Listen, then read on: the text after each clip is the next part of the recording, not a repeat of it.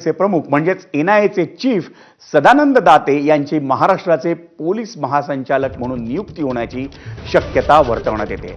Sadanand दातेंना NIA मधून कार्यमुक्त करण्यासाठी राज्य सरकारकडून केंद्र सरकारकडे एक प्रस्ताव पाठवण्यात आल्याची माहिती ही सूत्रांनी दिली आहे आणि वर्ष अखेरीस विद्यमान पोलीस महासंचालक रश्मी शुक्ला या सेवानिवृत्त होणार आहेत आणि अलीकडेच गृह विभागाने पोलीस महासंचालक पदासाठी यूपीएस कमिशनला पाठवलेल्या 7 नावांच्या यादीत सदानंद दाते यांच्या नावाचाही समावेश होता।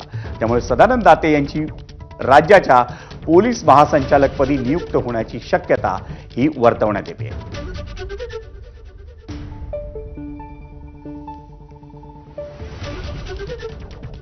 एक मोठी बातमी आहे महाराष्ट्राच्या दृष्टीने।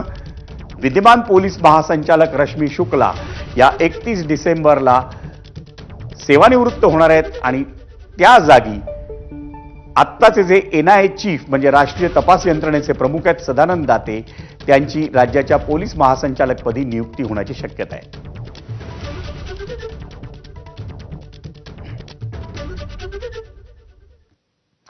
भारतरत्न डॉक्टर बाबासाहेब आंबेडकर यांच्या महापरिनिर्वाण